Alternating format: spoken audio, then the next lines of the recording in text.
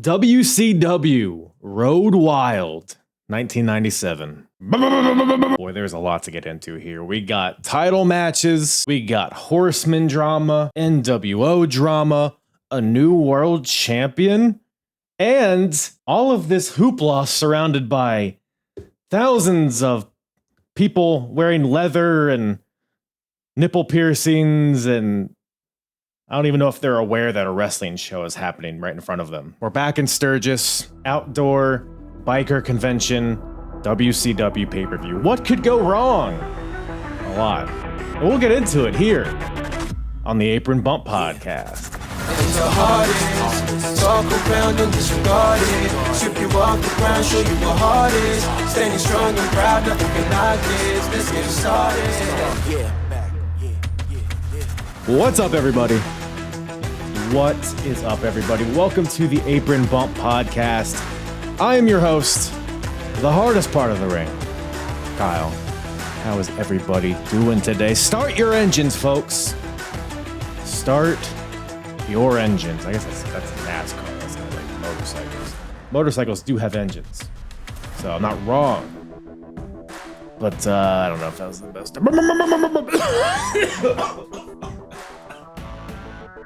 I deserve that. It's like I'm in Sturgis. I'm inhaling all of the fumes. It's called method acting. Ever heard of it? Anyways, Road Wild 1997 is what we're here to discuss today. A pay-per-view given to us from the World Championship Wrestling. We are here August 1997. WCW is red hot, ratings, attendance, all the merch, all the NWO stuff, all over the wrestling world. They're hot, not just, maybe in 1997 metrics, but they're hot in the Apron Bump's hardest promotion battle of 1997, which continues this episode. We'll talk more about that at the end of the episode. But currently, if you're not familiar with the hardest promotion battle of 1997, which, are you living under a rock? Come on, good golly. But it's where we pit WWF versus WCW versus ECW at this point in time. So as of August 9th, 1997, we see which promotion is currently doing the best so far in 1997. As of right now, the scores: WCW is in the lead with 29 points. ECW is in second with 25 points. WWF is in dead last with only 4 points. Where do these points come from, hardest part of the ring? What is the scoring system? We'll get into it. Don't you worry at the end of the episode.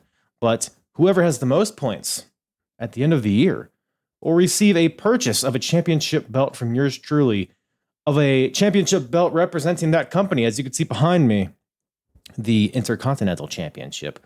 WWF was hardest in 1996. Who will be hardest in 1997? Well, you're just going to stay tuned and find out.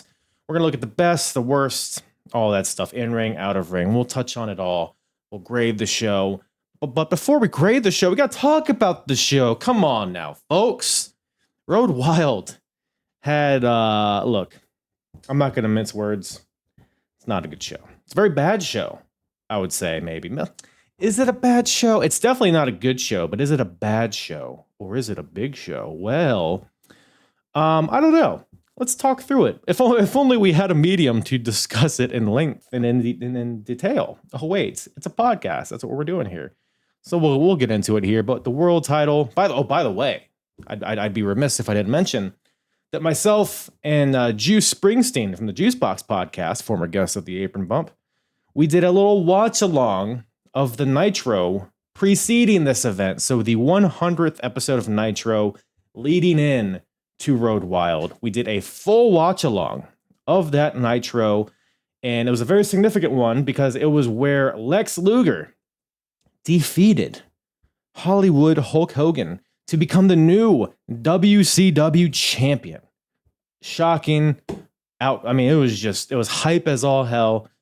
And I watched it for the first time along with Juice, and we watched the entire show. We watched everything. There's tag matches, cruiserweight matches. There's a lot of stuff there. So go check that out if you have not already. I'll try to remember to link it in the description, but if not, it's on my YouTube at Apron Bump. So go check that out. That was a hoot, but it was a big nitro leading into this event, and we're seeing if Hogan can reclaim his world championship that he lost to Lex Luger, with the rematch occurring in the main event of this show. We also have the Outsiders, Kevin Nash and Scott Hall, defending the tag team titles against the Steiners. Long time coming. Will the finish, will the match itself, will it justify the build and how long we've been building to this? You're going to have to stick around and find out. We got cruiserweights. We got tag teams. Harlem Heat's here. We got Chris Jericho versus Alex Wright for the cruiserweight title. A lot of stuff happening on this show. And we get into it all. Who's we, hardest part of the ring? Well, it's myself and Mr. Fretz from the Fretzlemania podcast, returning to the show. Always a great time with my boy, Fretzel Daddy. Go check out the Fretzlemania podcast wherever you listen to podcasts. He gets into the retro stuff as well. A lot of similar timelines, but he gets more in the weeds in terms of like the TV shows. So he's kind of in a similar part of the timeline that I'm at here. But he'll touch on the Raws and whatnot. He's in deep into Undertaker and Kane lore. Wait a minute.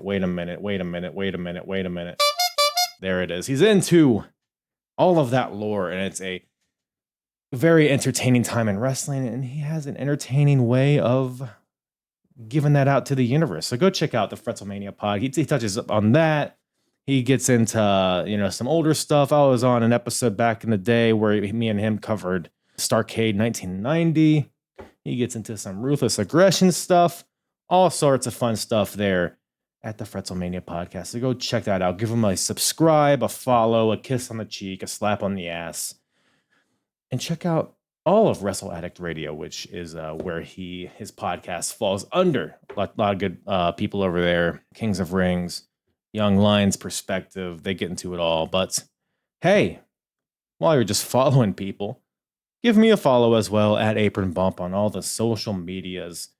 I've been putting up a lot of YouTube exclusive content, so go check that out. Some watch-alongs, some other shortish videos up there. So go subscribe to the YouTube if you're not already. All of this is in video form if you're not familiar, and it's also in audio form if you're not familiar with that. Join the Discord. Plugs. Put that plug right in my ass until nothing comes out. Hey, why don't we just get into the episode, shall we? WCW, Road Wild, 1997, with myself and Mr. Fretz from the Fretzlemania podcast. Oh man, I thought that was gonna be what you're just gonna set off through in the whole show, like the motorcycles, right?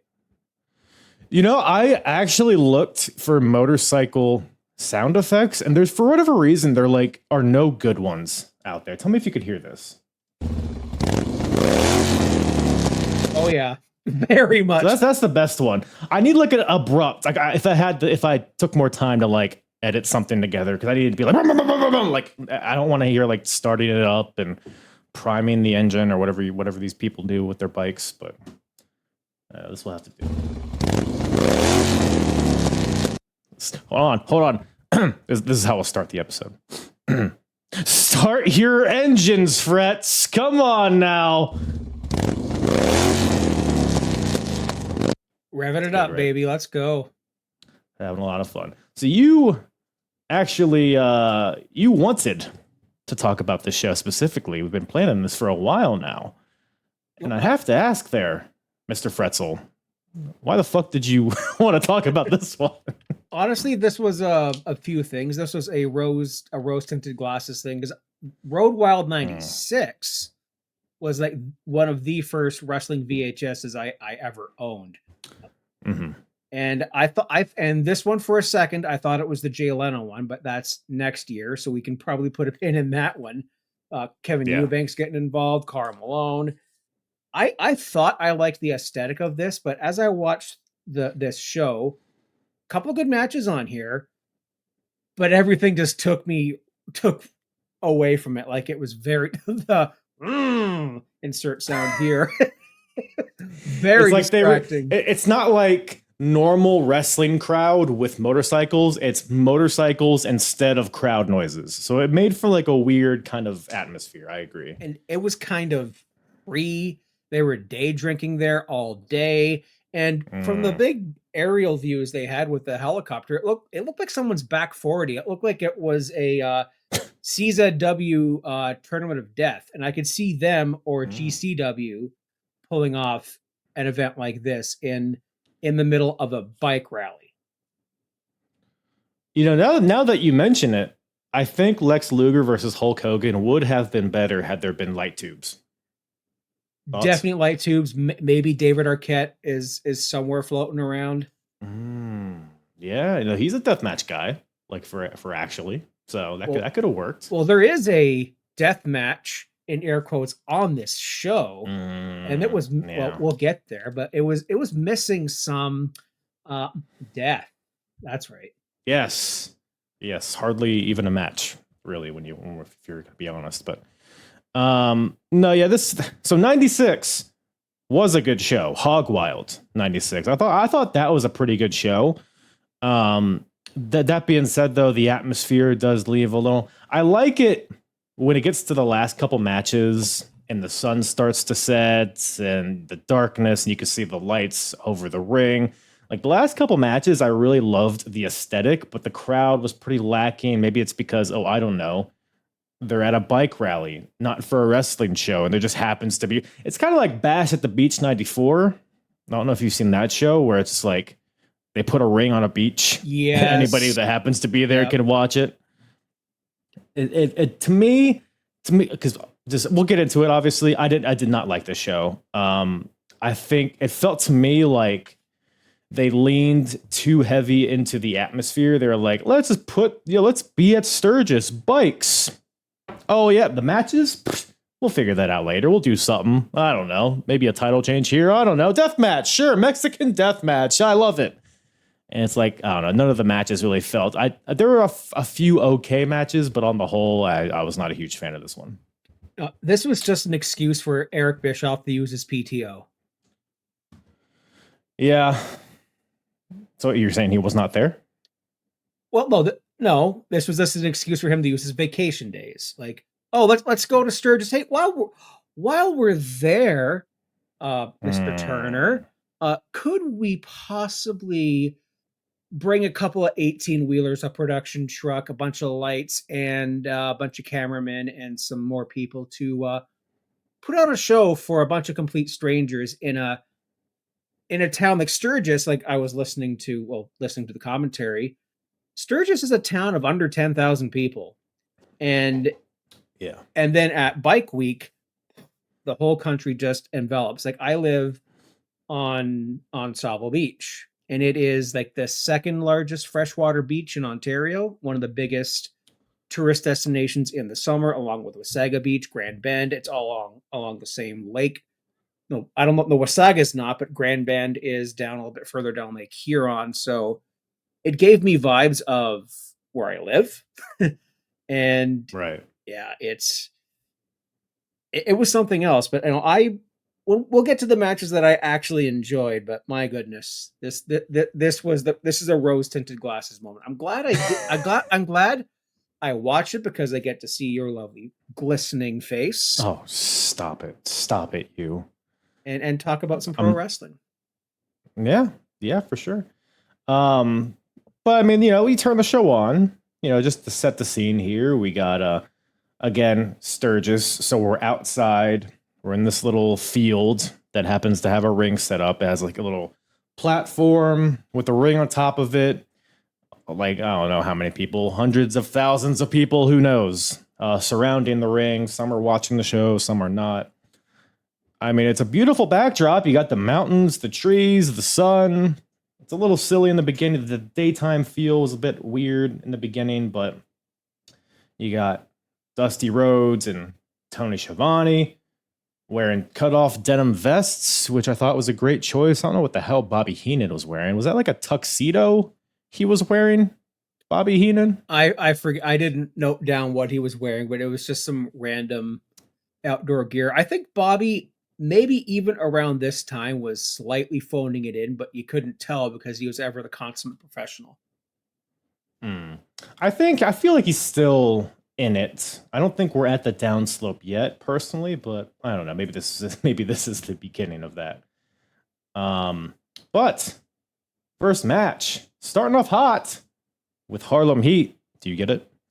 Harlem Heat versus maybe my favorite tag team name of all time, Vicious and Delicious, the team of Buff Bagwell and Scott Norton, with Vincent, of course, because this would not be complete without Virgil. I didn't mind this match, actually. I know I just shit on this show as a whole a lot, but this match I didn't mind at all. It was just a meathead match. Harlem Heat, Scott Norton, Buff Bagwell, just a bunch of steroided up dudes shoulder blocking each other and power bombing each other. I didn't mind this one. What'd you think about this? I thought this was a good meat slapping match, or as you eloquently put it, cameraman. Exactly. That's my guy. It's that one, and I just put down, wait, is Booker T from Texas or Harlem? And these are the artists formerly known as Cole and Kane, because I did a WCW show when they were known as that. Speaking of Kane, cheap plug, Kane is Alive is literally this week's episode of my podcast. So by the time you hear this, I'll have Paul Bearer saying, "Kane is alive, Undertaker. He's breathing." Yeah. I cannot do as good an impersonation. Yes, that's a good one. Willie T from Kings of the Rings does a good one himself. I just wrote down here that the chopper view here overhead it reminded me of someone's bush party. A bush party. Tell me what a bush party is. Well, I grew up around a lot of farms and farmers. You just have a big ass party in someone's back 40. Hay bales, lawn chairs, bonfires. Wait, their back 40 has a bush? I think we're getting. I know you're a little older than me, but my back 40 has no bush. Well, you see, back in the day, kids, we didn't have things called manscaping. Wait a minute. Hang on. No, just, farmland, trees, but yeah, just a bush party. Nick Patrick's mullet, among many other mullets in here. The revving chopper. Okay, what's worse? Revving choppers or obnoxious chants? Let me think about that for a second. I think this is awesome. I wouldn't want revving choppers every show, but for one show a year, I will prefer the choppers over the "we want tables." Of course, every day. We are awesome. Yeah. Okay. Wrestling fans, if you're trying to put yourself over, no. Preach. No. Jacqueline made her presence known here. I think she was either already the manager of Harlem Heat, or this was her WCW return debut. So I don't know where exactly in the timeline, like what happens after this, but I know here, like Sherry was with Harlem Heat, and I think this is the first show without Sherry, so I don't know if she's gone from the company or what, but it seems like Jacqueline has been brought in to kind of replace her. At least that's what I'm getting here. But Jacqueline was here already with Kevin Sullivan, but Kevin Sullivan lost a retirement match to Chris Benoit, and now Sullivan's no longer there. Therefore, Jacqueline's, I guess, a free agent of some sort. So now she's with Harlem Heat. That's what I ascertained from this. Okay, I didn't get to watch any of the Nitros ahead of this. I just watched the show. I finished watching it like sometime last night. Jackie putting foot on the ropes. Just absolute shenanigans here. And but I thought Buff. I wrote down here, Buff hit a really nice powerbomb in this match. I thought it was very crisp. Much like Scott Norton's beautiful shoulder break. It is a thing. Scott Norton is one of my guilty pleasures. He's just he's not great, but I just enjoy watching him in the ring, just throwing people around, hitting each other, hitting other people really hard. Yeah, I was a big fan of Fire and Ice, him and Ice Train. Yeah, I wish they had a longer run though. Yeah, well, a new world order was coming to an effect there. Now I watched Yes. Kyle a certain cut of this show that might feature things that you may not have seen on your cut. I Ooh. downloaded this completely legally. If you're watching, Hello, LimeWire. Shout out. oh man, Kazov, man, come on, all the Napster. Oh, I remember Napster. I also remember Did you having watch to. the show on Napster? Yes, I also when Napster was going through the quick sideberg here. When Napster was going through the lawsuit and all that, thanks to my favorite band Metallica, you had to intentionally misspell things. So I was looking for Blink 182, and it would have been Blunk 425. You'd have to spell something like that in there. Right. You'd get your results. We had Ted DiBiase and the Steiners in the WCW Wrestling.com chat room with some bloke typing on a laptop about what Ted is speaking. Did you catch any of that? I watched it. I didn't really listen, but I saw it for sure. Okay. And I'm guessing here they were in these chat rooms asking ASL. Did you go to any chat rooms back in the day? And did you ask ASL? I didn't. Do you know what ASL is? Yeah, anal suction lubrication, right? Age, sex, location. Yes. I was on kind of the back. I mean, I talked to friends in chat rooms on AIM. I didn't go into like random. I didn't go into Rob Feinstein chat rooms and talk to people. You know what I'm saying? Yeah, I get you. I'll pretend you're 18, lol. You know what I'm saying? Mm-hmm. And then this guy knows what I'm saying. You put in 6 inches plus. I don't know. Anyways, yeah. 3. Anyways, but gotta get it right on a good day. Yeah, no, it was. If it's a full moon out, you know what I'm saying? Yeah, but yeah. No, I mean, this opener was good. Like you mentioned, Jacqueline makes her presence known, allows Harlem Heat to get the win after Booker T hits a Harlem sidekick to Norton, and then Jacqueline holds Norton's ankle down as Booker pins him and gets the 1-2-3. A solid match. I feel like the tag division, I don't know, maybe it gets better, but I feel like it's just a glaring weakness in WCW with the we'll talk about it later with the Outsiders as champions and how that's all more of, it just feels more like a prop than, I don't know, but I think these are two shining stars in the tag division, I would say. There are tag teams in the company. They're just not being used. I mean, High Voltage, Faces of Fear. Yes. I can't name any other off the top of my head besides the one that the Canadians, the amazing French Canadians. Of course, how would you not? How is that not the first team that you name? I thought the Quebecers were back in the Fed. No, it was before No Way Out. Okay, yeah, I thought they were back in the Fed by this point, but it was a few months later. Right. The Nasty Boys maybe are still around. I don't know what they're doing. Maybe. They might be gone. I know Barry Darso, Hole in One Barry Darso. I don't know if he was tagging with anybody. Great gimmick, by the way. Hole in One Barry Darso. Steph's kiss. Getting my OSW boy stable right now. Yeah. They're no Kerwin White, but that's a whole other topic, I guess. But yeah, the Steiners backstage. I guess you would call it backstage. They're just in another location, talking to some nerd on the laptop on AIM, ASL, like you mentioned.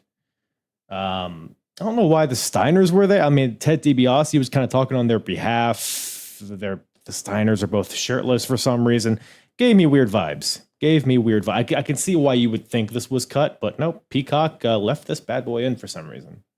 Okay. We also have some hotline plugs later in the show, too. So maybe we kept them. 1-800-909-9900. Oh, of course. Gene having all the scoops. But speaking of scoops, got a couple scoops right here. We got a Mexican death match on our hands here. Conan versus Rey Mysterio Jr. Hey, what are the rules to a Mexican death match there, Fretz? Well, according to Professor Mike Tenay, who joined commentary for this match, it was just no DQ. That's it. There was no standing 10 count. It was not like the Texas death match we saw last week with Hanger and Mox, but that one. Texas and Mexico are different. A little bit, depending on how far south you get. Yeah. Yeah. Well, the death match, like say Vader versus Cactus Jack from Halloween Havoc 93, 92, it had a standing 10 count after the pinfall. Right. ECW did the same thing with Sandman and Cactus Jack. Yep. And this one is just no DQ. And going through the rest of the match here, there was no reason to have a no DQ stipulation here, unless you count the not breaking the submission after Conan tapped out Ray to the Tequila Sunrise. Right. But then the match is over, so the rules don't really matter at that point. Exactly. So, Well, you can reverse the decision on a submission like that. Like I think, Bob Backlund or Bret Hart had a match like that. yeah. That sounds about right.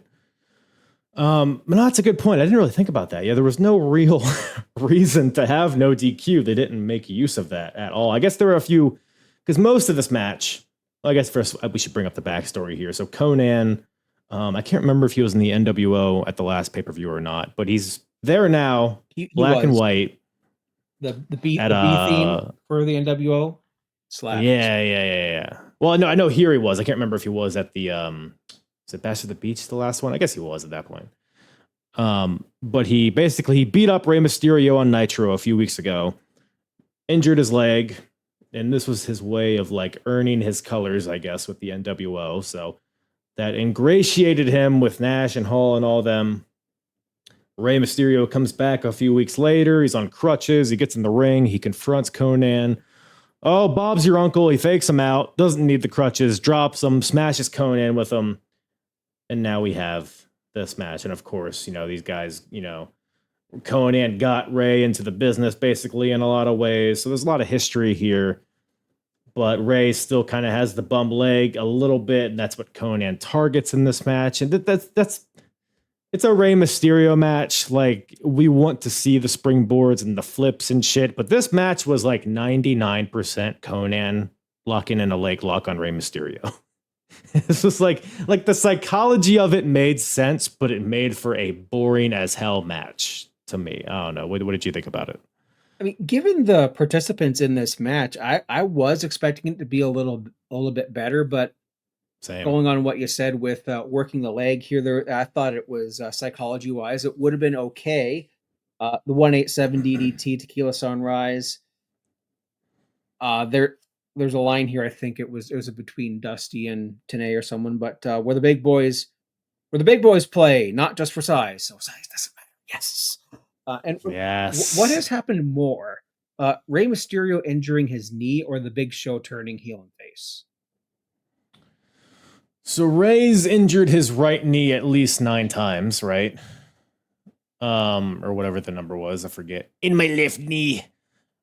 Probably Big Show, because I mean, even at this point, if we're counting Giant's turned at least like 2 or 3 times already. So he's been Dungeon of Doom, Big Show. WCW. He hasn't joined the NWO yet.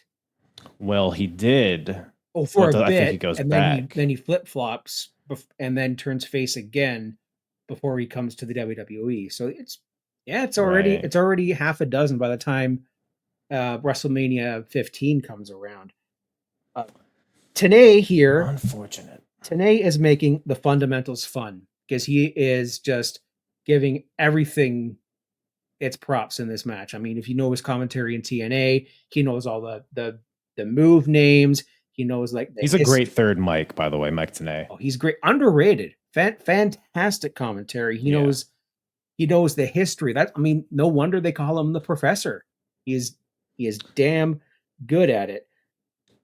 Mean Gene got a tattoo, Kyle, and he didn't remember how it happened.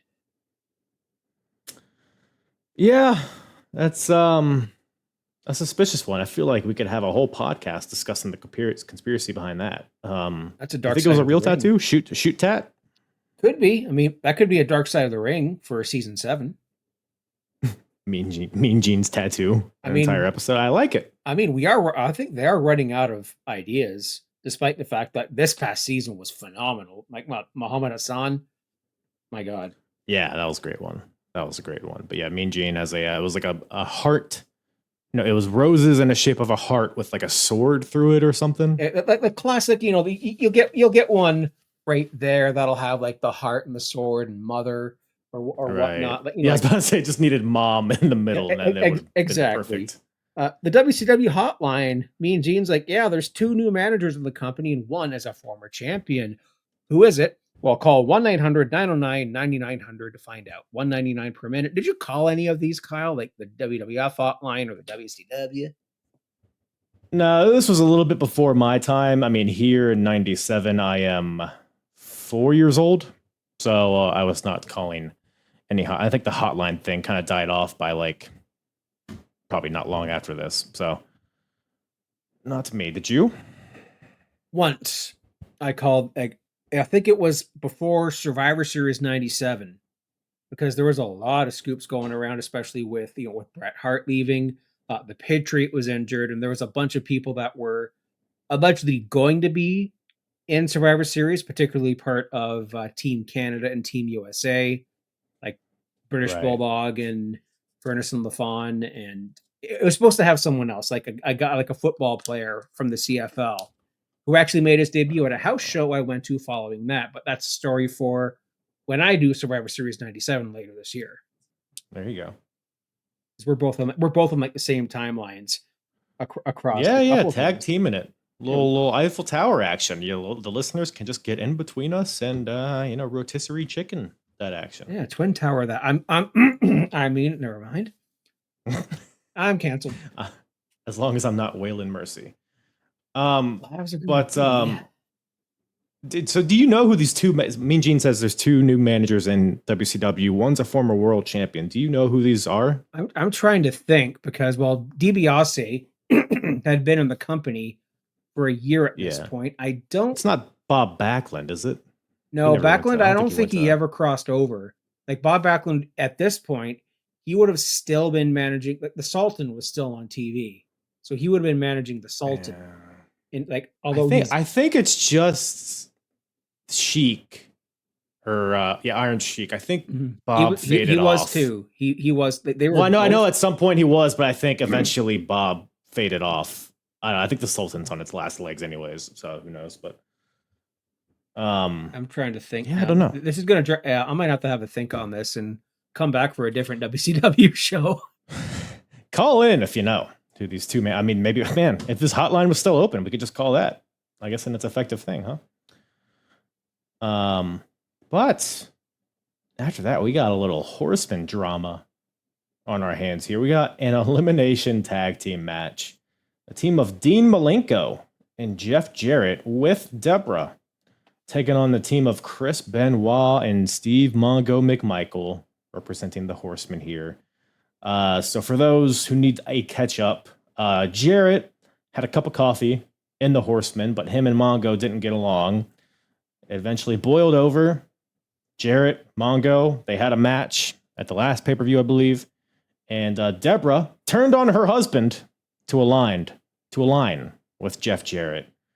And Dean Malenko was kind of rumored to be the new Horseman, but then Jarrett kind of came in and was like, join me, buddy. And then Dean's like, all right, I don't care. I'm just trying to wrestle. So that's kind of how we're here. Yeah. So this match, other than the Jarrett elimination, this match didn't really do a lot for me. But did this one tickle your pickle? That Jarrett elimination was something else, and God rest his soul, but Mongo McMichael in the ring, just unintentional comedy, but in an endearing way. I mean, he tried his ass off out there, and there's going to be a couple of times when I'm going to be shouting out to wrestling bios on YouTube, and he endears Mongo himself, and I just immediately, when Mongo was here, it came to mind a quote that he did with the British Bulldog. Don't just stand there drinking coffee when a man's talking to you, Davy boy, and just slaps him across the face. He is fantastic. He's appropriately rough around the edges in the ring and just hella entertaining on the mic. So he's great. Love Mongo here. I mean, I would have loved it if he faced Bam Bam at WrestleMania 11, because he was more he had charisma out the wazoo. And this guy had the gift of the gab. And it's unfortunate, in a cruel twist of fate, that later in life, near the end, he couldn't talk. exactly like Yeah. Bobby Heenan was the same way, different disease, but the same cruel twist. Amazing exchanges between Benoit and Dean in this match. You get these two in the ring, or any iteration of the Radicals pairing up. They're gonna have a great match. Mongo has loud Lex Luger selling. Like, he screams when he does everything. He screams when he bumps. Now this is where I noticed that the Vuvuzelas were getting involved. The stupid air horns. Right. Mongo They're bored, I think. So they had to make some noise. And drunk. I mean, they've been day drinking since like 10 a.m. by this point. Mongo had a nice power slam. Jeff Jarrett basically eliminating himself by like forcing Mongo on top of him to get. I mean, just the way he did it, you could have, like, why wouldn't he just get in the ring and do a Bash at the Beach 2000, right? Exactly. And just lay down. Maybe he's scared that Mongo is going to beat him up when he's on the ground. But Jarrett gets in there because Dean is getting beat up for the first like 5-10 minutes of this match. And then Jarrett finally gets that tag, gets in there, gives a jawbreaker to Mongo to stun him, and then pulls him on top of him in a very uncomfortable way. Like, he's like grabbing the back of his head, like, get on me, pee on me. And then so Jarrett gets eliminated by himself, basically. And I don't know what the point of him being in this match was. What the point of this match really at the end of, like, this all felt tedious and pointless to me. This is setting up Mongo versus Jarrett at the final Clash of Champions that took place a couple of weeks after this. Is it a Mexican death match? It is a Chicago Bears jersey on a pole. Death match with LT as a special guest referee. I can't tell if you're even kidding. Like, this sounds like a thing that probably happened. I mean, of course I'm kidding. Vince Russo wasn't in the company yet. Oh, okay. All right, that is a good point. That is a good point, because that sounded like a thing that could have happened. But I guess we're not quite there yet. What's your point? If Mongo was there in the year 2000, because they had a San Francisco 49ers match with the titles in the box and the box bottoming out, and right, yeah.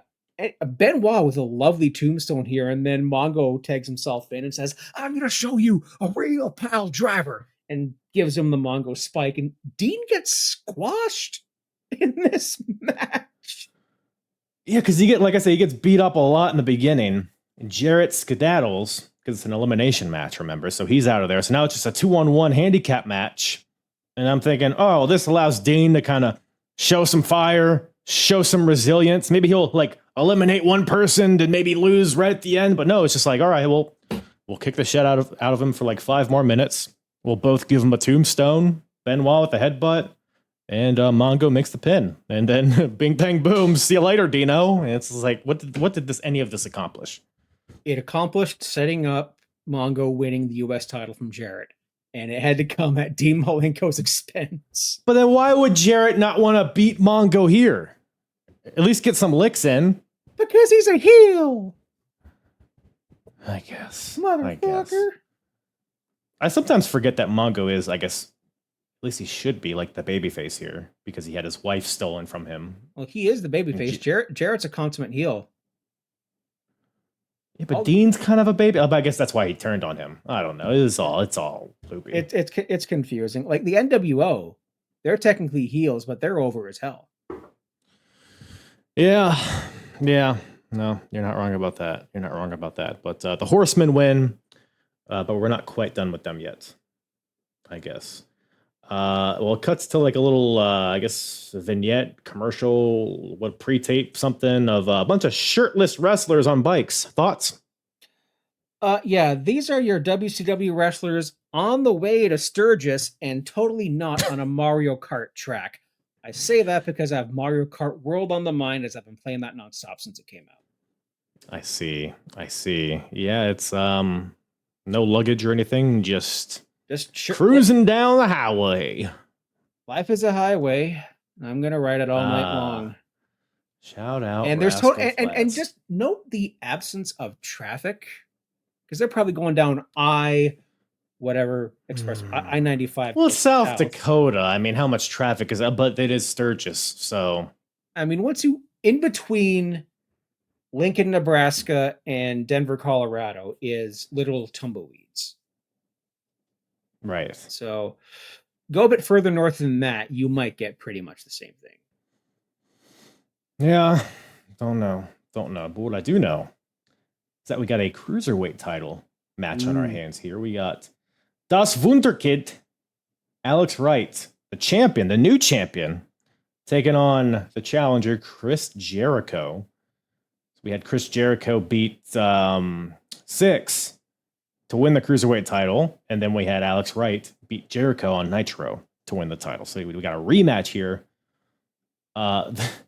The juxtaposition of Alex Wright in a biker rally, like he comes out in the most obnoxious neon green tights, and of course the dance, the music, the leather jacket. He's German, he's a twink, and he's just gallivanting around here in the dirt amongst all the leather and motors around here, like just like big bro. There's probably some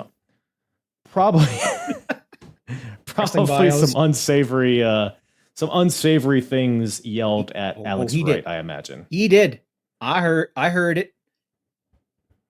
Yes, it's a slur that I'm not going to repeat here, but yeah, big bratwurst. Alex Wright, again, shout out to Wrestling Bios, or mini cocktail sausage. Oh wait, that's never mind. That's Austrian, I think. But anyways, pretty good match here. I mean, it's a very weird kind of, when I think of WCW cruiserweights, I think of like Psychosis versus Rey Mysterio or Dean Malenko versus Juventud. This felt like a very grounded version of a cruiserweight match, but there was some fun stuff. Like athletically, probably the best match of the show, I would say. I don't know if it's my match of the night per se, but I didn't mind this one. What'd you think about it? I got a kick out of this match. Alex Wright is just, again, unintentional comedy. The guys, again, Wrestling Bios, another term of endearment there. Jericho coming out to the Girls in Cars, All of the Days theme, Willie T's favorite entrance theme that he would often use as the Kings of the Rings outro a lot back in the day. Using that for myself. So in a way that would become like my entrance theme on Wrestle Addict Radio in a way. There's a big sign of the crowd. Alex Wright is the man. And that's either Wrestling Bios coming through a time loop or me coming through a time or get in my OSW boy stable right now. Yeah. And this is again, I already did this Rey Mysterio Big Show a bit, but this is where Mike Tenay says, oh, by the way, Rey has a severe sprain in his knee. He'll be out of action for a little bit. I thought Jericho and Alex had some great chemistry in this match. Alex Wright's an underrated worker back in the day. He could go, and you get a young Chris Jericho who by then was almost a ring general, almost a veteran. Oh yeah, they put on a good match, and Alex Wright with just a nice little handful of tights counter. He hangs on and he dances the night away. It was a very simple finish here, countering an O'Connor roll into one of his own. Like you said, handful of tights and gets the 1, 2, 3 and skedaddles. So Alex Wright gets the win here. And yeah, I mean, I agree at both. I mean, Jericho's still very early on. He's not even heel Jericho. He's not even the 1,001 hold guy Jericho. So I think he's approaching that maybe sometime soon. Very close. Like by late 97, early 98, we would have like Jericho and Ralphus. It might be my favorite iteration of Jericho other than The List or Heel 08. I never got to watch a lot of that run because I was in college, but that might be Heel 08 Jericho is probably my favorite personally. That might be a future. If I'm still podcasting in like 4 or 5 years, that might be a future one. But when I get to that part of the timeline here in like 2047, I'll have you on. Hit me up. There's a quote by, I don't know what commentator it was, but it was these bikers identify more with a guy like Jericho than a man who wears key lime tights and dances. Yes. You're at the wrong biker rally then today. Like seriously, man.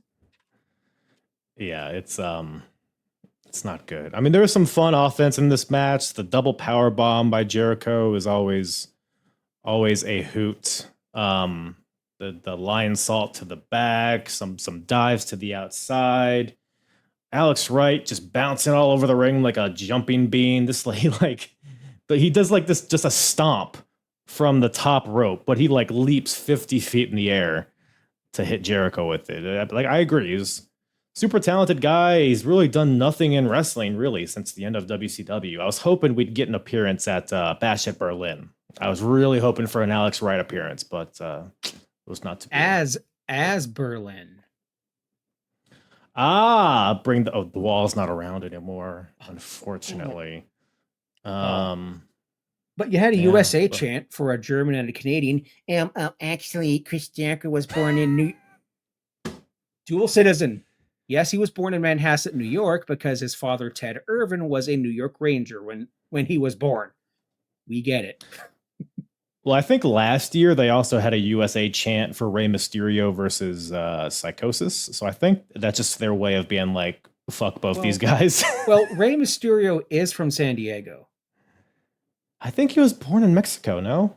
Okay. I could be wrong. Okay, Dr. Google. Let's get this one go live on the air. Oh, Rey Mysterio, American. Here we go. I'll do some born I'll hit from the other end. Born in Chula Vista, California, United States. That sounds like Mexico. San Diego is right on. I've been to San Diego, right? So every couple of kilometers, we were stopped by people to have a look in the back of my friend's car. I don't know what a kilometer is. Oh God. Metric system, you tools. I'm looking at his Wikipedia, looking at some of his names he used to go by. El Nino, La Lagartilla Verde. El Nino. Speaking of Chris Farley. Come on now. But yeah, so Alex Wright gets the win here and dances his way out of there. So I was a big fan of all of this, big fan of all of it. When I was looking at the card, the match that I think I was honestly looking forward to the most was this one, Syxx versus Ric Flair. Ooh. And it was fine. It was a lot of Syxx. It was very similar to like the Conan Rey Mysterio match where it just felt like a lot of rest holds, and then it was starting to kick into high gear a little bit, and then it was over. But it was a fun little showcase for X-Pac here on a pay-per-view against Ric Flair. I don't know if that's a testament to what they see in Syxx, like in a good way, or if it's a testament to Flair maybe coming down the card a little bit. But I thought this was fine. I thought it was mostly pretty boring, but the finish was hilarious, so that kind of made it up for me. But what did you make of this little ditty? Bobby Heenan. No man will ever be a 13-time world champion. Laughs and John Cena, Randy Orton. How many times world champions Triple H? Like at least 12. Yeah. Oh, hindsight. Yeah, so that boot Brock Obama? the Bronco Buster miss right in the X sack. How is that a DQ? And the dirty pin. What a baby face. It's not a DQ. Because he didn't do the move. He was just standing there, and X-Pac threw his balls and dick at Ric Flair. So this was a North Carolina death match. Okay. Yes, you can passively low blow, but you cannot actively low blow. It's in page 272, column A, article 57 of the wrestling rule book. So column if you want to consult that. Damn. Yeah, you're notorious for ignoring that one. So yes. I'm here to set you straight. I thought column A was column EH because Canada. That's right. Metric. I forgot to take that. You probably have a different set. Yeah, we do. It's like when the Quebecers beat the Steiners to win the tag titles in '93. It changed hands via disqualification, and that was a Quebec rules match, which also features a 5 count. So Big E was definitely taking notes. Yes. That's just put a sour taste in my mouth for a match that we have later, but we'll get to that. But no, yeah, Flair counters the Bronco Buster by just putting his foot out, and then stacks him up, feet on the ropes. Just a classic Ric Flair victory. Yeah, it was, I guess all in all, a pretty harmless match, but it was a pretty forgettable one, unfortunately. But that brings us to DDP taking on Kurt Hennig. Mr. Perfect here. I believe his singles debut in WCW.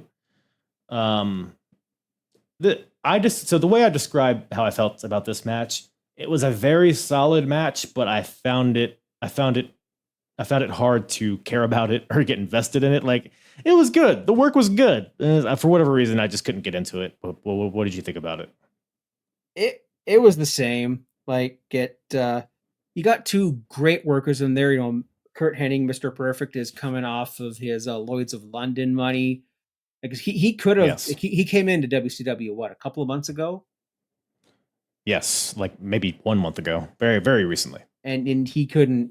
It's much like Rick Rude, Lloyd's of London. He couldn't wrestle yet legally. So when you finally got that exchange out, you were expecting a lot, and then realizing that Perfect would only be on Earth for about 4, 5, 6 more years after this, and you can't tell by looking at him because he was still in decent shape. He was still bumping his ass off, using the towel as some kind of choke or some kind of weapon, landing a natural selection like his beautiful float over neck breaker that he does, that Charlotte does now. It's gorgeous. I love DDP's Legally Distinct Smells Like Teen Spirit theme as well. It's not at all similar. I don't know what you're talking about.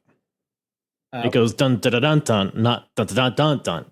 Okay, so it's taken the Pachelbel note into effect. Okay, there we go. Correct. Yes, very good. This poor ref, man. Abuse. This ref Randy got his ass kicked. Was it Randy? Because there's another ref who takes it's this match. He just takes 2 insane bumps. Because DDP goes for the Styles Clash, the pancake, whatever you want to call it, and his legs flailing. This Pratt falls was that Randy? Well, that was the second bump. I think it was not Nick Patch. It might have been the bald fat one. What's Randy Anderson or Brian Hildebrand, I think, was suffering through cancer at this point in time, so it wouldn't have been him. Yeah, I think Randy Anderson was as well. It could have been Randy. But he was still reffing. Oh yeah, he was powering through it. Yeah, because the first there was one point where DDP he lays out Mr. Perfect or whatever, Kurt Hennig. He pins him. Hennig kicks out. DDP flies off of him and rolls onto the ref, which is just hilarious. Whoa! And then he knocks out the referee somehow by doing that. And it's Mark Curtis. I wrote down Mark Curtis. Mark Curtis. That sounds right. And then, like you mentioned, well, actually, first the ref gets knocked out the first time. Perfect takes this opportunity to rip the turnbuckle pad off, and I think this is early. I don't know how long they've been doing this spot where you rip the turnbuckle pad off, but this felt very early on in stages because it took a while to actually take it off. And then when he did get it off, he just took DDP and smashed him on it. There wasn't a block and then he gets hit like there is every time nowadays. It's no, all right, it's off. There you go. Boom. It just felt very nice and simple. I liked it. Perfect plex, 2 counts. So that was a pretty good near fall there. And then we get what you were referencing, DDP going for the pancake. But Perfect's foot clips the ref. Ref goes toppling. And Ric Flair comes in out of nowhere, comes off the top rope. But DDP blocks him. Hits Flair with the diamond cutter. Then Hennig capitalizes on the distraction with a perfect plex to old Dallas. Ref makes a miraculous recovery. Counts the 1, 2, 3. So Perfect gets the win here, and I guess we're teasing a Horseman involvement for Mr. Curtis here. So I guess, I don't know, we'll have to tune in on Nitro to find out. But yeah, I guess it was a solid match, I guess. I think there's a blow-off between these two at War Games Fall Brawl next month. War Games. Yeah. William Regal was in the company, so he could have There's another WCW hotline plug. This time it's about who Raven's first opponent is going to be in WCW, because Raven had just made his debut, and they also talk about Steven Richards. The King of Swing, of course. So we'll just have to call that hotline and see who his first opponent will be. But before we get to that, our next match, Randy Savage, the Macho Man, taking on the Giant. The Giant. Still no music by Giant. What do you think about that? I was expecting the Dungeon of Doom theme to start playing, because that was his theme even following the Dungeon of Doom, but it doesn't add to any aura, as the kids say, or any aesthetic for the Giant, like, at all, which is why I also think it would have been okay for him to join the NWO, because that way you have entrance music and you don't have Handsome Doc Hendricks singing the "Well" part of your theme quite yet. It's it'd be cool if like people cheered when he came out, but it's a really weird situation when Giant just walks out to no music and everybody's like, "Oh, it's the Giant, sweet." It's Christian. Few revs. That's exactly what this was.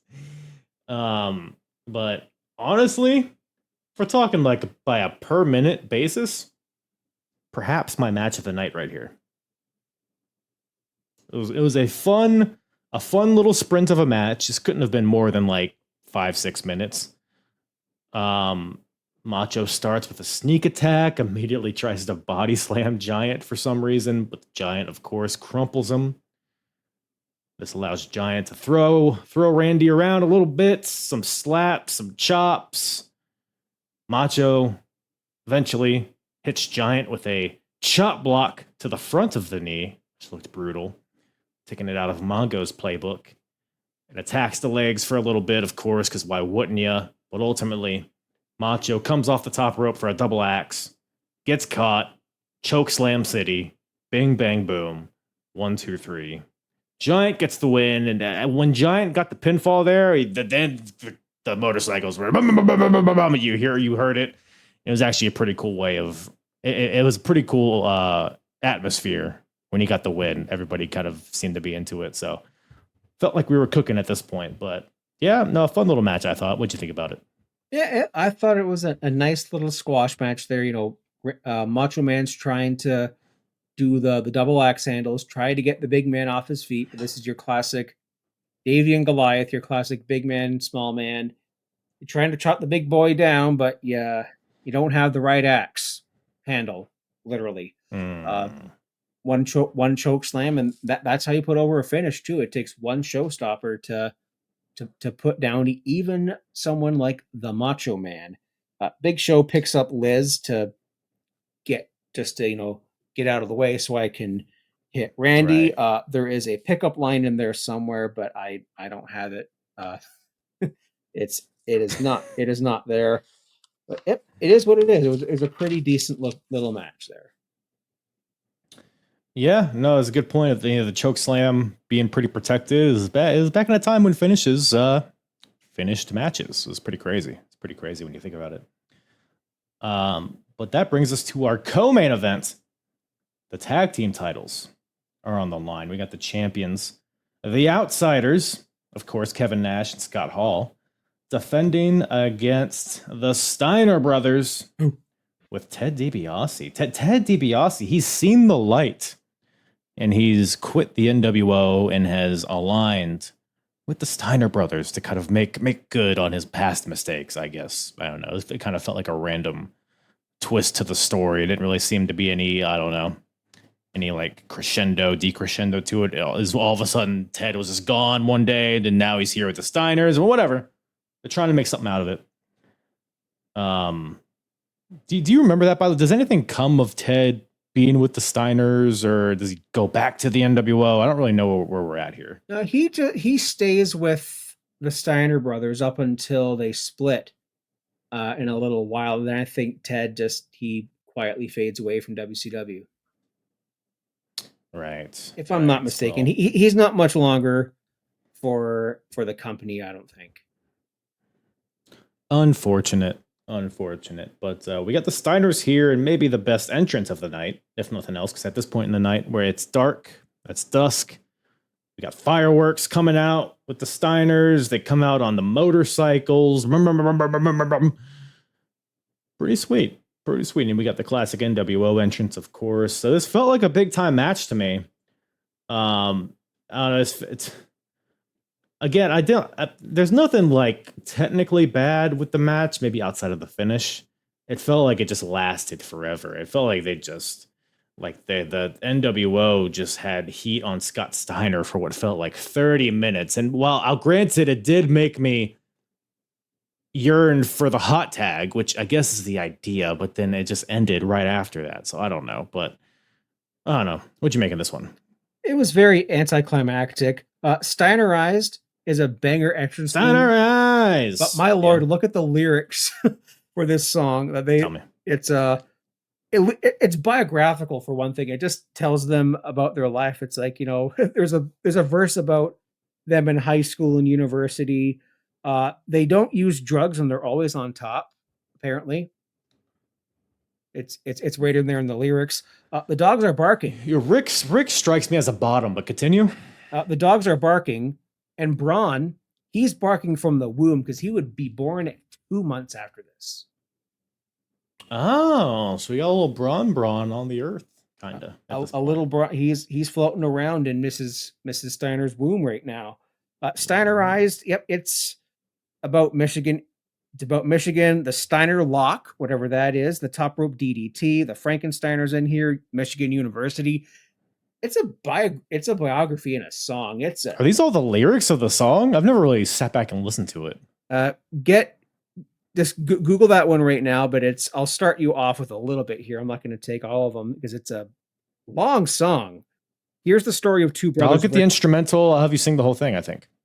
I don't know how it goes, but here's the story of two brothers, Rick and Scott. They don't use drugs and they're always on top, but hide the time of their ability.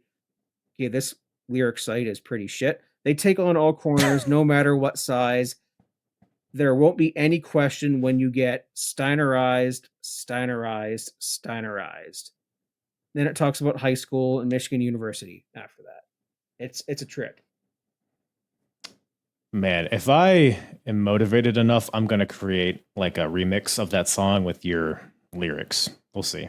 We'll see if that comes to fruition, though. That'll be fantastic. I love it. I love to see it. But yes, so they're beating up on Scott for a very long time. It's like at one point I was like, how many goddamn times do I need to see this Kevin Nash foot choke in the corner? I was like, we got it. You're tall, big legs. We got it. But then Scott eventually makes the tag to Rick. Rick causes havoc for maybe like 5 seconds. They hit the Doomsday Bulldog onto Scott Hall, makes the pin, but Kevin Nash pulls the referee before he can count to 3. So, and the sequence of events is important. So they hit the Bulldog. Rick covers Scott. 1, 2. Nash pulls Nick Patrick out. Nick Patrick gets back in the ring, calls for the bell, and the Steiners see this and they're like, oh, he counted 3. We fucking did it. You were standing right there. You saw him. He didn't count 3. He's clearly calling for the DQ for Kevin Nash pulling him out, which was the case. So the Steiners, they're celebrating. Oh, we won. We're the champions. Oh, wait. No, we're not. This was DQ, and we're not in Quebec. So we are not the champions. Ted even gets in there with the titles. He's like, yeah, we did it. And then Nick Patrick's like, no, pal. Sorry. So very, very deflating finish, I thought. What'd you think about it? Nick Patrick is an NWO sleeper agent at this time. Is he now? Because he was a part of it, and then is currently not a part of it, but you're saying he secretly still is a part of it. No, well, we're building to him being the NWO's referee, because I think is it Nick Patrick or Eric Bischoff that has a match at Starrcade? It was Bischoff. It was Bischoff and Zbyszko, but Nick Patrick was very instrumental in the finish of Sting and Hogan controversy, if you will. Right. Work for me, brother. I think he's teasing it around here. Then he sees the light maybe around the time like they splinter with the Wolfpack. He's definitely a sleeper agent. A lot of bullshit chants. I mean, the crowd. Yes. Finally, there was something that the crowd was invested in. Well, besides the main event, they were definitely invested in this because it was the NWO. You wanted to see Hall and Nash finally get their comeuppance because they've been the tag champions for. Have they flip-flopped it between the Steiners a few times by now? So they faced off at Sold Out in January or February, and we're here in August. They had that match where the Steiners won, but then Eric Bischoff stripped them of the titles the very next night on Nitro. I forget exactly why. I think there was like a wonky type of finish. So I think they've only flip-flopped once at this point, but the Outsiders have been champions for the better part of a year at this point, which is crazy considering how many tag teams they got on the roster and they're just holding them hostage, it feels like, but I don't know. So kind of, sort of, they flip-flopped them a little bit. Okay. Yeah, this one just smells of shenanigans. Yeah, as it is very classic WCW, and tune in on Nitro to see what happens with this. But I get it's all about the chase, but at some point, like, you're gonna drag it out long enough, we're gonna stop caring about it. And no, we'll see what happens. We will see what happens. Hopefully, Vicious and Delicious gets their hands on the titles at some point. I'm holding out hope. Oh, please. You know what I'm saying? Or even I'll even take High Voltage. I love High Voltage for no reason. I love big meatheads that are bad wrestlers is my favorite genre of wrestler. They're just so like ball, so love them. And their entrance theme is their entrance music was literally like exactly. It's better than TL Hopper's Toilet Flush. I'll give it that. Yeah. No, it was hold on. Their entrance. Let me look up their entrance here real quick. Let me see if zapping. Insert zapping. Like I was playing Mario 64 before we got on here, and it's like the zapping sound when you touch the electric treasure chest, the wrong treasure chest in that Dire Docks level. Oh, of course.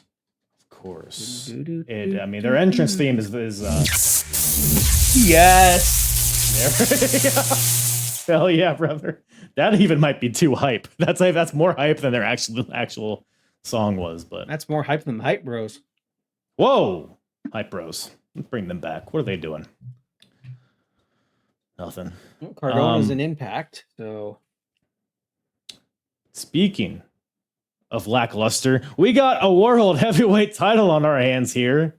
We got the WCW championship on the line. The new champion, Lex Luger, defending against Hollywood Hulk Hogan. Main event. Michael Buffer's here. Dumb hat. He's got a Stephanie McMahon hat. I have a hat like that, and it's better. Of course you do. You got old big Goldie on the line. Oh, I thought you were grabbing the hat, and I was very excited. It is in the other room. I cannot go grab that right. I'll just superimpose it on your head post. It's also my Instagram. It's in there. Yeah. I love it though. I love it. There's no NWO spray painted on it though, so you must have gotten this replica in the 4 days that he was champions. You know what? Niagara Falls Comic Con 2018 was in that sweet spot. There you go. I like it. So we got Hogan. So the 100th episode of Nitro, Lex Luger faced Hulk Hogan. This is the week before. In the main event for the world title, and Lex Luger gets the win, a shocking win. Dethrones Hulk Hogan after a long time as champion. But now he has to immediately defend it here, just a mere 5 days later, in the main event of Road Wild. Man, this match, this is like he just AI'd, like, what's a Luger Hogan match look like? It's felt just very paint by numbers here, and the finish left a lot to be desired, I thought. What are your thoughts on this main event here? Michael Buffer in his stupid Harley hat itself is putting WCW into debt. It's worth it though, right? Well, not if you have 30 minutes left in the show at the introductions. Mind you, it was probably about 5 to 6 of those were Hulk Hogan coming down to the ring to Voodoo Child and Lex Luger's Biddle music. But this main event, like the rest of this show, felt longer than All In. Including the 0 hour. Wrong. Including the 0 hour, which broke the record that was set by WrestleMania 35. I know I believe it. I listened to your counter programming rant, and I'm with you 100% on that one. Yeah. But it felt like that. We had Hulk Hogan doing the Rizzler pose with the title or something. There was like a vignette, and he was doing I did that friggin' pose when I was That is the Rizzler. Yeah, I never thought about it. It's the same. I have deal. pictures of myself when I'm like in my teens and early 20s where I'm just like trying to be, but Voodoo Sexy. Child get It works. Maybe.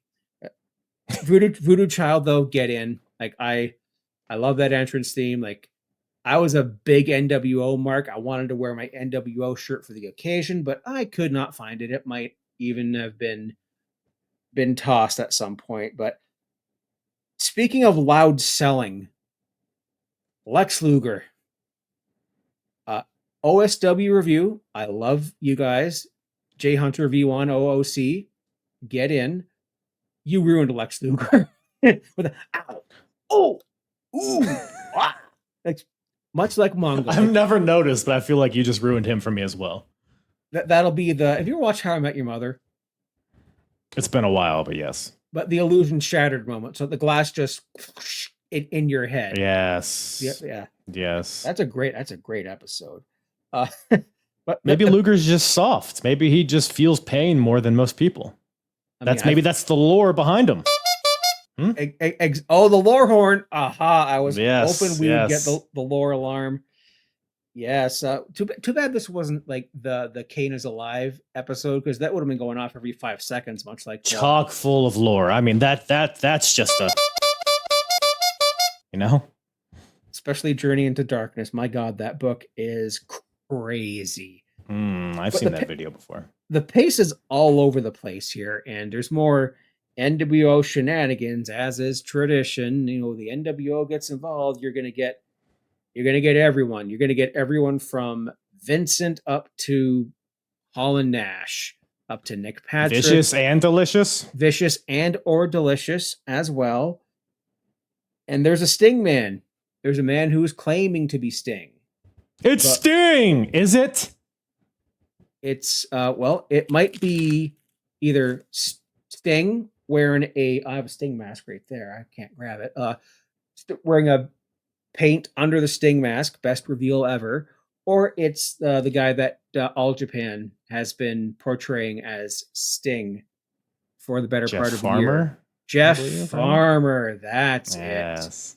Not jumping Jeff Farmer, the other Jeff Farmer. Yes. Yep. Him and I used to get him and Tom McGee all mixed up, but that's a different story. Yep. Yes. I don't. First of all, I think everybody in the world except the commentary team knows that that's not Sting. He has completely different hair. Like it's not Sting. Shorter. He's not as built, not as lean. I think I think it might have been because I don't think Scott Hall was out there. So I think this might have been Scott Hall as Sting, perhaps. I didn't really get a good look at his body. No, they didn't show too much of it. Yeah, that's how Hulk Hogan drops the leg, and we're back to Hogan must pose, pal. And did he even drop the leg? His Sting just hit Luger with the bat in the back. It was the bat, then it was the leg drop. Okay. And then it was the 1, 2, 3, and Dennis Rodman was there. And he wasn't even out there at the ring, right? Because they just showed him backstage. They were showing backstage, celebrating with the champagne, and about to get the spray paint back out to do the title. Yeah. Hey, baby, let me paint NWO back on that body. NWO. As bikers throw rocks and bottles into the ring, and Scott Norton gets grazed by one, and he's making a beeline for the crowd, like he's ready to fight. I do think it's funny though, because like this, it's a shitty match. It's a very boring match, and then a very lazy, abrupt finish with another fake Sting. They did the fake Sting thing with Kevin Nash at the previous pay-per-view. Now they're doing it again with God knows who else. Hogan gets a weird win out of nowhere. Luger, 5-day title reign.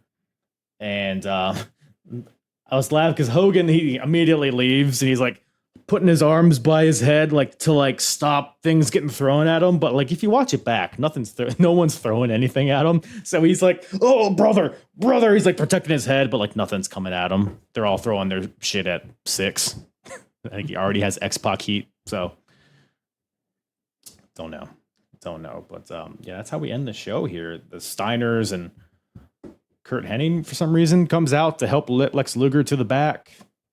And Kurt then Hennig would not have joined the NWO yet. Right, but he's a heel, though, right? I guess maybe they don't subscribe to the all faces are friends and all heels are friends here. Not quite. Like the NWO, like everyone hates the NWO. And that the 4 Horsemen are heels, but they don't ride with the New World Order. That's a good point. Yeah, I guess that makes sense.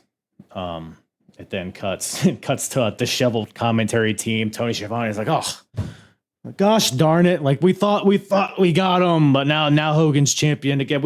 If Hogan would have lost here, he would have just disappeared forever. But now he's the world champion. So I do like how they're selling the ramifications of this, and then they cut to NWO repainting NWO on the belts and just having a celebration, and that's pretty much how the show ends. So I don't know any other notes on that main event or anything surrounding it.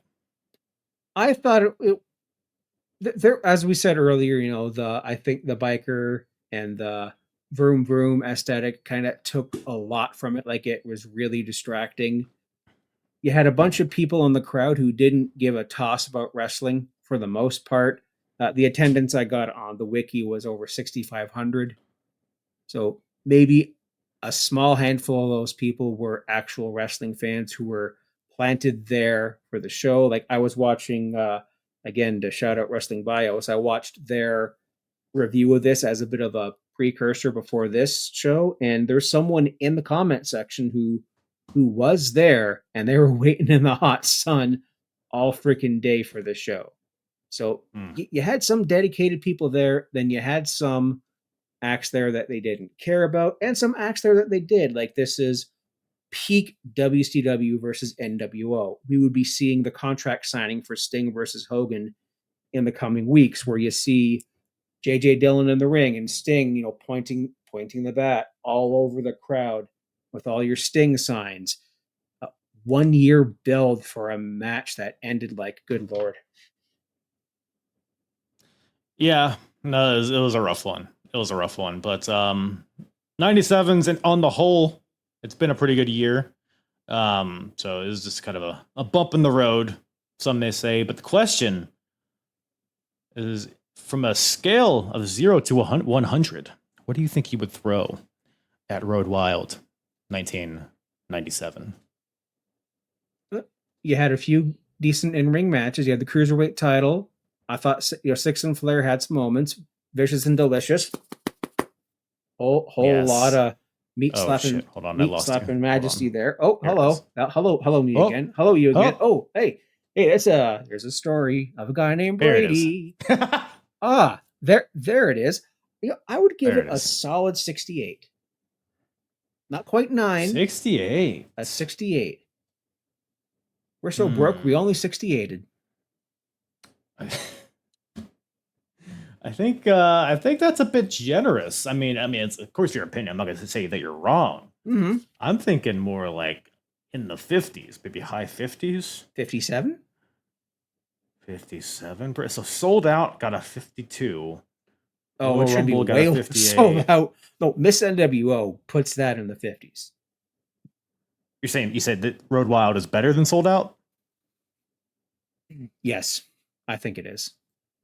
Yeah. Not by much. I would say 57, 58. I'm going to put preliminarily, I'm going to put 56. And then when I come back to it later, I'll see if it still tastes okay in my mouth. But we'll see. I like that.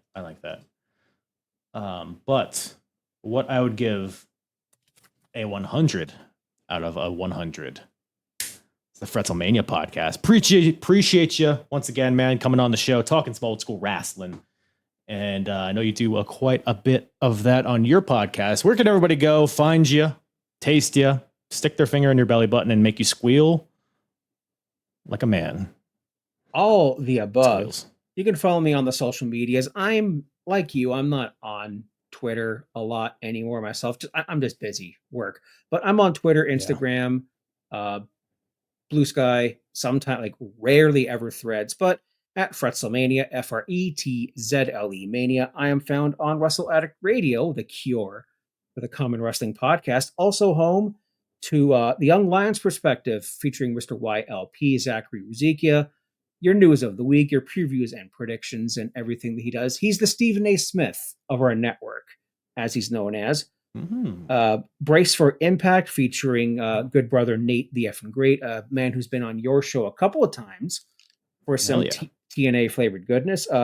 He isn't recording shows at the moment that you're hearing this. There's good stuff going on. I will not divulge into that. I will let you all find out when everything envelops. But orgies. Nate's too busy with orgies. Mm-hmm. He's a busy. 40. He is a busy man.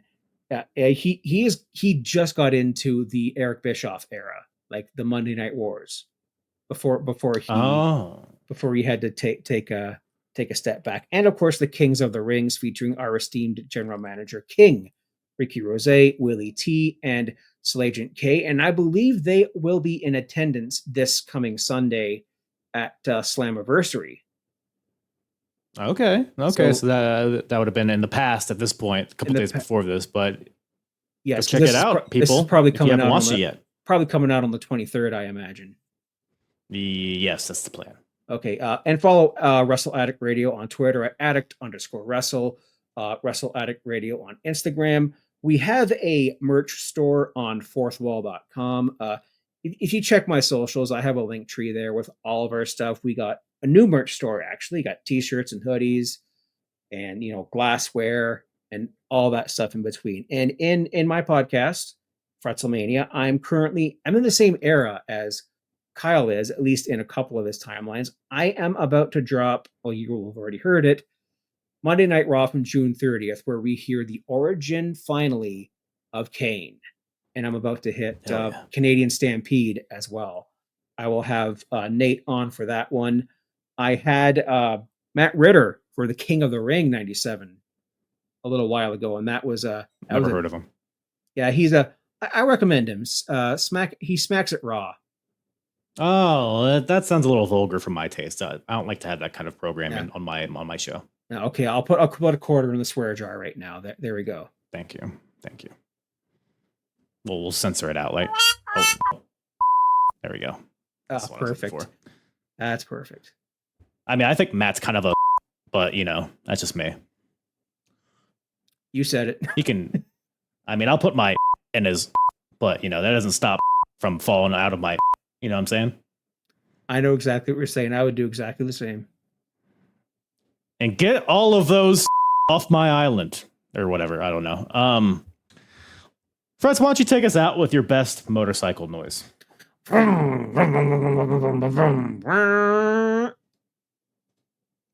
I was trying to highlight you, cocksucker. If it came back and hit out of it, where? All right, we'll just leave it like that. I'll be big, you'll be small. Hey, IRL. It's okay. All right, come on now. I'm a girl. Right, that's perfect. That's once again, thank you to Fretz from the Fretzlemania podcast for joining me on this episode. Always a good time with old Jimmy Fretz. Go check him out at the Fretzlemania podcast. What else? What else is there to do? Hey, if you enjoyed that, by the way, I think I omitted this from the intro. If you like this era of wrestling, this 1997, just the kind of mid 90s into late 90s, Well, Daddy, we're covering it all, baby. I started from WrestleMania 10, and we have worked our way up for plus 3 years after that. WWF, WCW, and ECW. All of that chronologically. So if you like that sort of thing, covered every single show. So go to the link in the description to take you to apronbump.com.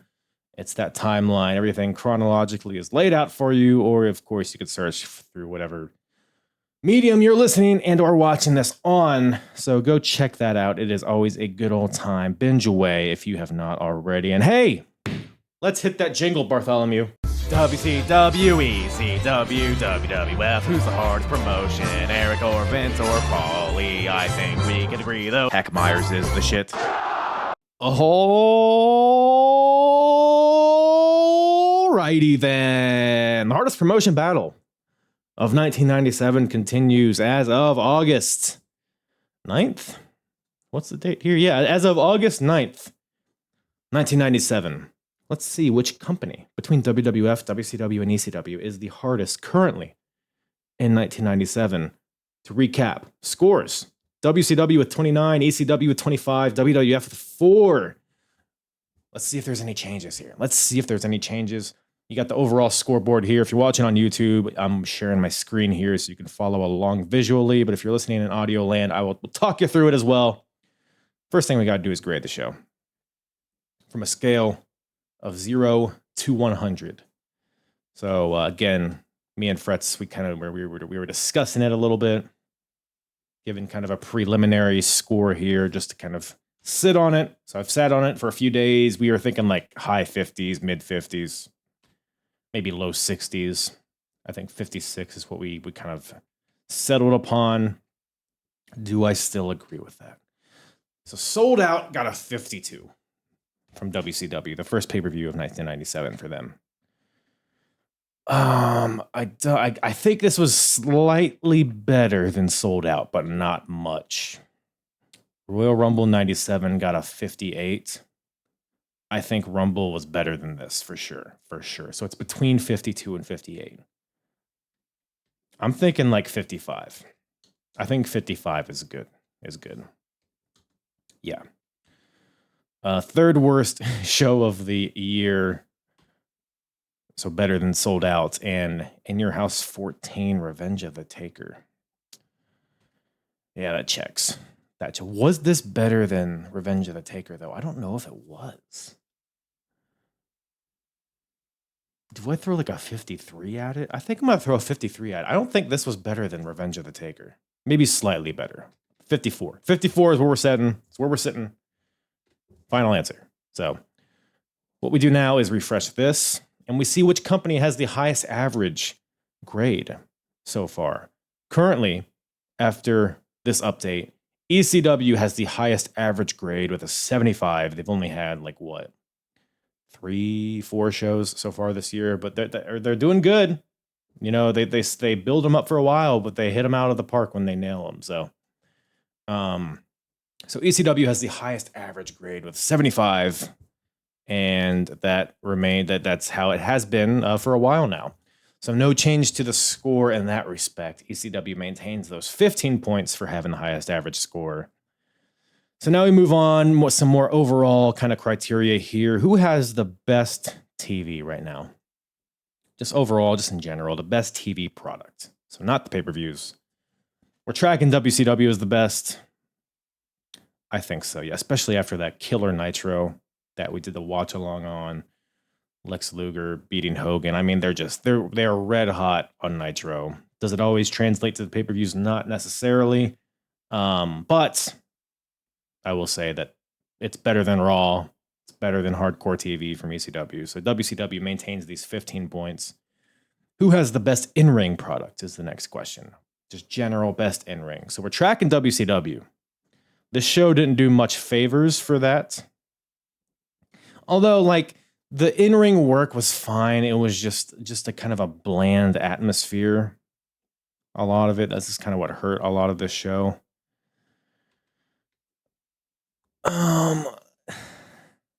WWF. I don't think a lot has changed since we last looked at this, is the thing. WCW, they just have the most diverse. They have cruiserweights. They have guys that can hit in the main event. I think WCW holds on to this. So they maintain those 10 points. Best out of ring. We're tracking WCW as the best. Yeah. Again, WWF, they have Stone Cold. They have like all the gang warfare stuff, which isn't really good at this point in time.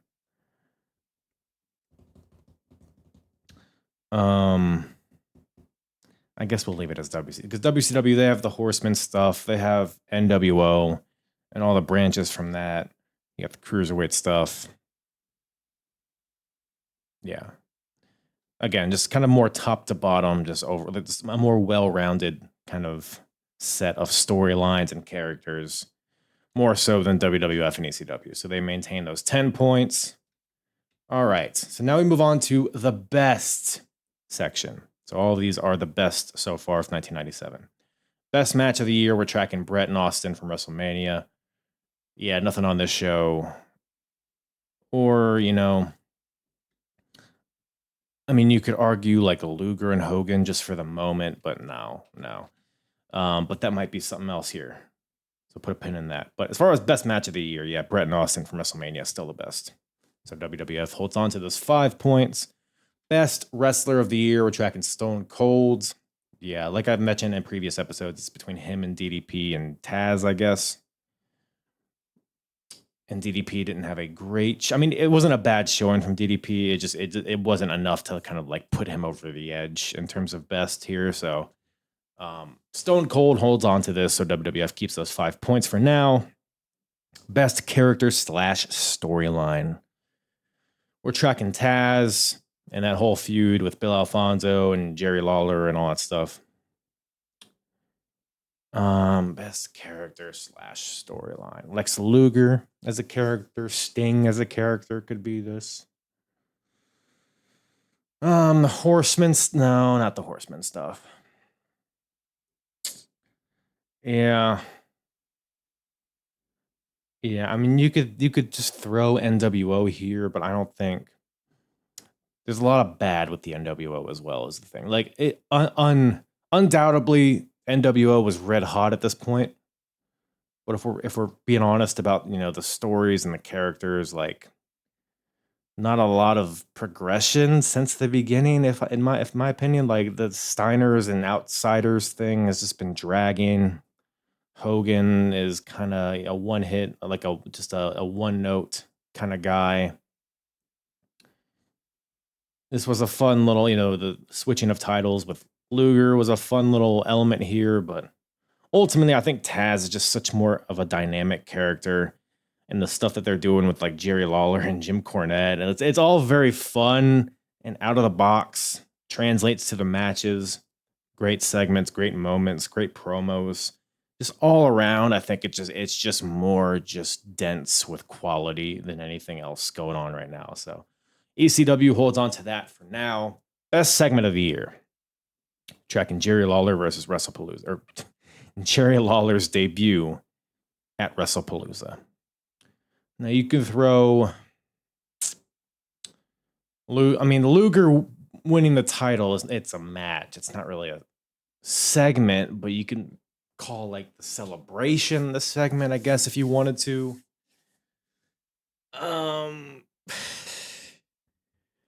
No, I don't think so. I think Jerry Lawler holds on to this. So ECW keeps those 5 points. Again, if anybody disagrees with these, or if there's something that I may be forgetting or overlooking, leave a comment or hit me up. Join the Discord. Let's talk about it, because I'm all ears. And we will take another look at this at the end of the year just to make sure we're grasping everything. But so now we move on to the worst section. So worst match wrestler, character, segment, all that stuff. So the worst match of the year so far, we're tracking Undertaker versus Sid from WrestleMania 13. Man. Let me pull up my notes here. That Rey Mysterio Conan match made me really mad watching it. But I just feel it doesn't feel right to give worst match of the year to Rey Mysterio. And I mean, because I've said this before, with worst match, best match, or really any of these things, the magnitude of it plays a part. Meaning, like, are there worse matches than Undertaker versus Sid? Probably. But that was the main event of WrestleMania. So that just like, it's like a multiplier of sorts. Like, it was not only a really bad match, but it was a bad match under the most important situation. Like in a situation where you need to have a good match. Conan versus Rey Mysterio. It's what second match on the card. It's kind of a throwaway match. This whole show, for being honest, is kind of a throwaway show. So like, I don't know. It was a very bad match. Maybe even worse than Taker versus Sid, but the fact that Taker and Sid was at WrestleMania, I think, edges it out, if that makes any sense. Looking at, I mean, there was a lot of bad matches on this show. The Horseman tag was pretty bad. The main event was the main event honestly wasn't even like that bad. It was just very boring and kind of plain, very template. But yeah, nothing worse than Taker versus Sid, in my opinion here. So WWF keeps those -3 points. Worst wrestler of the year. All right. We're tracking Prince Iaukea from WCW. Haven't seen the Prince in a while. He's been on Nitro. He's popped up a little bit, but he's kind of he's very much in the background nowadays. And again, talking about magnitude. To be the worst wrestler, you have to have a big impact on the year. Worst wrestler of the entire year of 1997. You have to have a big impact. I just don't know if his impact was big enough to be the worst wrestler of the year. Do we throw Hogan here? I just don't know if I can because, it doesn't age well. It's very corny and hokey, but it's working. You know what I mean? Like it's working in 1997. So I can't in good conscience put him as the worst of 1997 because he's getting a reaction. But who else here? I'm just looking at my notes to see if anybody else is kind of in the running. Jeff Jarrett now, he's had some good stuff. Conan, again, he's had some good showings. Yeah, no one else jumps out at me as the worst. You can throw no one's, there's a couple like not great guys. I mean, I don't know. I'm looking at this show. This show is an outlier, is the thing. Like, there's a lot of bad matches on this show, but they come from guys that generally have pretty good matches. So if we're talking about the entirety of 1997, I just don't think anyone on this show kind of deserves to be here. I feel like ultimately it's going to be somebody from WWF or ECW, but we're not quite there yet. We'll leave Prince Iaukea there for now, but I doubt he'll be here by the end of this, is what I'm saying. So WCW keeps those -3 points. Worst character / storyline. The whole Honky Tonk Man, Rockabilly, Jesse James thing. Another thing that kind of just came and went, at least in terms of Jesse James. Rockabilly is still going with Honky Tonk Man, so that's not totally over. Over as in like it's not done yet, but it's also not over with the crowd. Let's see here. What else? What from WCW could be worse than this? The Steiners, Outsider stuff is kind of tedious and it's annoying.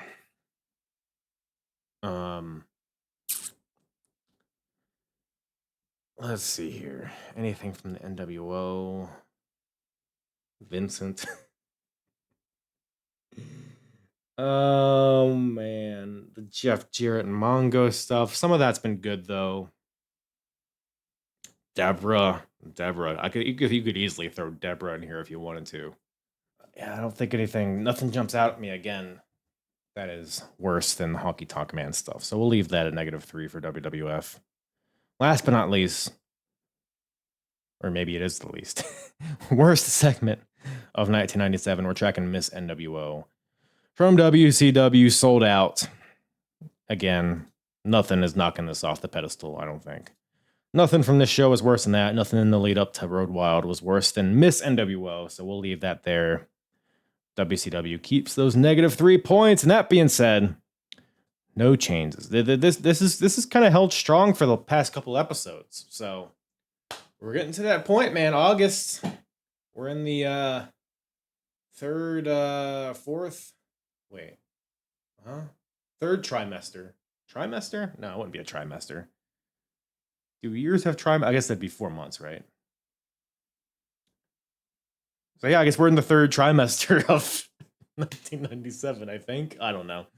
No, I think we're in the second. Who knows? Call in if you know. But yeah, that about does it here. Same score. WCW still in the lead, but man, fall of 1997, we got a lot of stuff happening. We got Starrcade. We got Montreal Survivor Series. ECW, I'm not as familiar on what the rest of the year holds for us, but that's the fun of it, baby. So stay tuned. We'll see where we're at by the end of the year. But that's about all Daddy has for you guys today. Appreciate everybody tuning in. Always appreciate the support. Appreciate you watching, listening, tasting, tickling me under the chin. So with that, I love you. I'll leave you. Appreciate you. Mwah.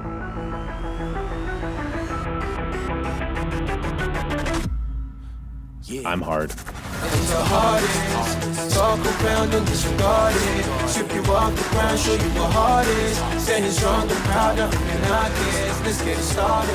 It's the hardest, talk around and disregard it. Strip you off the ground, show you what heart is. Standing strong and proud, nothing can knock it. Let's get it started.